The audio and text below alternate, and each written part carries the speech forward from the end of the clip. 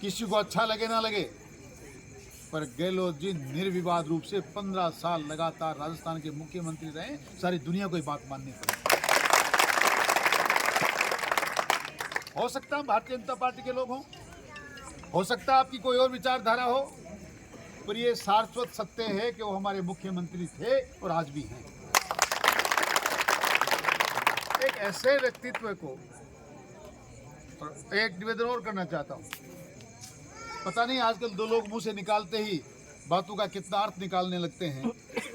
आज चौधरी साहब गहलोत साहब की तारीफ कर रहे हैं, कांग्रेस में जाने वाले होंगे।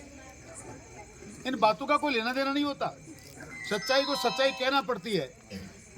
10 साल तक लगातार उनके जैसा मुख्यमंत्रित्व काल किसी का रहा नहीं। ये तो मजबूरी ये रही कि राजस्थान के लोगों ने थोड़ी कमजोरी दिखाई, इसलिए ऐसे गुंडों को पालना पड़ा। वरना कब दूध में से मक्खी की तरह निकाल के फेंकते उनको पता भी नहीं चलता। और इंसान जब अपनी औकात भूल जाता है तो फिर आप सोच सकते हैं वो कहाँ पहुँचता है। कहाँ राजा भोज, कहाँ गंगू तेली। एक राजस्थान के मुखिया को कहता है कि मैं उनकी जेल करा दूंगा।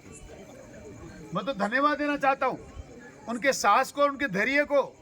यो कैसे इन बातों को सुन पा रहे हैं, कैसे चुपचाप बैठे हैं, वरना ऐसी पिद्दी को कम बसल के फेंक देते, पता भी नहीं चलता। खैर जो हुआ सो हुआ। दुर्भाग्य उनके साथ साथ हमारा भी है कि इस प्रकार का हमारा मुखिया है, इस प्रकार का व्यक्ति हमारे वोट लेकर राजस्थान में हमारा नेतृत्व कर रहा है। इससे बुरा हमारा दुर्भाग्य कोई हो नहीं सकता। इसलिए केदार जी की बात से मैंने शुरू करी कि इस एक समस्या का समाधान आप लोग कर दीजिए, बाकी की सारी समस्याओं का समाधान मैं कर दूंगा। 5 साल आपकी सेवा करने का मौका मिला। राजस्थान में भारतीय जनता पार्टी की सरकार रही।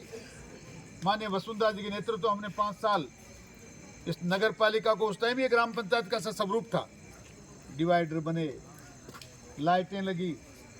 70 साल में एक भी विधायक, कोई भी किसी के पास कैसा भी जिम्मा रहा हो, बातें तो करते हैं मैं बसपा से जीतता हूँ, कांग्रेस में जाके मंत्री बनता हूँ, पर करता क्या है? लूट खसोट और डकैती के सिवा कुछ किया? 70 साल में एक माँ बहन के लिए लघु शंका करने के लिए व्यवस्था ये नहीं कर पाए। एक पट्टी लगाकर बाथरूम नहीं बना पाए। हमने 70 साल में रिकॉर्ड तोड़ दिया। 5-5, 6-6 जगह सुलभ शौचालय बनाए। और आपके नजदीक साकमरी गेट पे तो 60 लाख रुपए लगाकर हमने ऐसा एयर कंडीशन सुलभ शौचालय बनाया जो झुंझुनू जिले में नहीं है। इन्होंने ऐसा इतना सुंदर काम किया, उसको तोड़ दिया। आइए मेरे साथ चलिए। जहां हमारे सुलभ शौचालय की सीमा थी, सड़क तो उसे 2 फुट दूर बन रही है। मैं जानना चाह रहा हूं आपके चेयरमैन से और उस मंत्री से कि हमारे शौचालय को तोड़ने का कारण क्या था। जब आपको सड़क वहां बनानी नहीं थी, सड़क वहां से 2 फीट दूर है, फिर उसको तोड़ने का तात्पर्य क्या है? पर आप निश्चिंत रहें, ना जनता माफ करेगी, ना हम माफ करेंगे, ना सरकारें माफ करेंगी। गहलोत साहब ने बर्दाश्त कर लिया होगा, हम कतई बर्दाश्त नहीं करेंगे। जिस किसी ने उस शौचालय को तोड़ा है, हम गिरेबान में से उसका पैसा भी निकलवाएंगे और जेल भी भिजवाएंगे। आपके पिताजी की नगर पालिका है, सरकारी की जमीन का पैसा भी उठा लो, वो भी जेब में डाल लो और फिर मकान भी वहीं बना लो। मंदिर माफी की जमीनों पर कब्जा करके 100-100 करोड़ रुपए की दुकानें बिकी। पूरी नदी का सीना छलनी हुआ है। करोड़ों करोड़ों रुपया वहां से गुंडा टैक्स लिया गया। मैं आपसे बहुत सी बातें जो आप लोगों को नहीं पता। आप ही के हमारे समाज के चौथमल जी सैनिक की 2 करोड़ रुपए की माइंस पे कब्जा और नाम पे करा ली, मात्र और मात्र गुंडागर्दी की वजह से। अगर उदयपुरवाड़ी में काम करना तो माइंस मेरे को देनी पड़ेगी। बोलता कोई नहीं। 2 दिन से लोगों ने बोलना शुरू किया है। परसों नगर पालिका में पुतले जल रहे थे, कल पापड़ा में जल रहे थे, आज पतलंगी में भी जल रहे थे। ये पुतले मात्र आग के उस सड़क पे नहीं जलने चाहिए, हमारे दिलों में आग लगनी चाहिए कि उन्होंने कैसा कितना घोर जलने किया है, उसका बदला हमको लेना है। आपने 5 साल का समय दिया था। मैंने सबसे पहले वो जो अपने आप की सामंतवादी प्रथा का सबूत वहां बड़ा एक महल खड़ा किया था, 1 मिनट में हमने नेस्तनाबूद कर दिया। मंदिर माफी की जमीनों पे कब्जा किया है। गिरावड़ी में लोगों की जमीनों पे कब्जा किया है, एक एक कब्जा खाली करा लिया जाएगा, एक एक निर्माण अगर अवैध है तो तोड़ दिया जाएगा, चिंता करने की जरूरत नहीं। और जितना पैसा तुमने गुंडागर्दी से नैतिक तरीके से कमाया है वो भी तुम्हारे गिरबान में से निकाल लिया जाएगा। मैं आपको हमने 5 साल आपकी सेवा की। भारतीय जनता पार्टी की सरकार में इस नगर पालिका में कितने काम हुए आप लोग अच्छी तरह जानते हैं।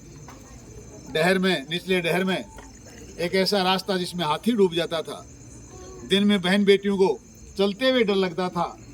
और सैनी समाज में आप लोग जानते हैं जमीनें हमारे पास कम हैं, परिवार बड़े हैं, 1 इंच जमीन के लिए हम लोग लड़ पड़ते हैं। पर आप देखिए, बिना किसी के तू मैं के बना, बिना किसी के थोड़ी सी आंखों में गर्मी लाए बिना मैंने 50 फीट चौड़ी रोड बना दी, कोई रोक नहीं पाया, किसी ने एक दिन बात नहीं करी। धन्यवाद लोग, मात्र 500 मीटर का टुकड़ा है, 4 बार तो समाज को लड़ा दिया। एक को कहता इधर बनाऊंगा, दूसरे को कहता उधर बनाऊंगा। आचार संहिता कल सुबह लगने वाली, अभी कुछ नहीं बन पाया। वो भी हमारे किस्मत में लिखा, हम ही बनाएंगे, और जिस दिन बनेगा उस दिन कोई बोलेगा नहीं। पानी के लिए जब हमारा चुनाव था, नगर पालिका के वोटों का कारण है ये। सड़कों पे मशीनें लगा दी सड़क का लेवल लेने वाली। शुभकर चौधरी झूठ बोलता है, इसको पता नहीं कुंभा लिफ्ट कैसे आएगी।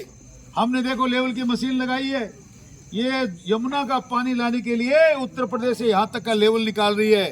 बस मैं एमएलए बना नहीं और यहाँ पानी आया नहीं। वो घर में पीने का पानी तो आया नहीं, उदयपुर की जनता के आंखों में आंसू जरूर आ गए। वो पानी आपकी आंखों में आया। वो जो जेब में लेके घूमता था कुंभा लिफ्ट, या तो जेब फट गई या फिर वो कुंभा लिफ्ट ही वापस चली गई, लेकिन हमारे यहाँ पीने का पानी नहीं आया।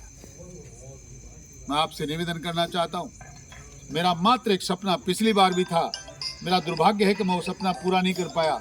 मित्रों, ना कोई एमएलए बनने का शौक है, न कोई बहुत बड़ा पद प्राप्त करने का शौक है।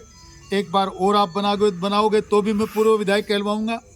आज भी मैं पूर्व विधायक हूँ। मेरा मात्र एक सपना है, ये माँ बहनें जो बैठी हैं, ये नौजवान साथी और बुजुर्ग बैठे हैं, मेरा मात्र एक सपना है कि आने वाली कई पीढ़ियों तक ऐसी व्यवस्था करके जाओ कि आप लोग बस 100 साल तक याद रखें। हमारा एक सेवक आया था, हमारा किसान का बेटा हमारा विधायक बना था, जिसने ऐसी पानी की व्यवस्था कर दी, 24 घंटे नल में जल आता है और वो भी स्वच्छ पानी आता है।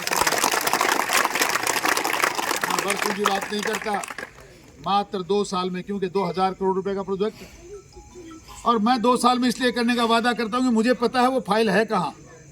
मैं जानता हूँ वो प्रोजेक्ट कैसे स्वीकृत होगा।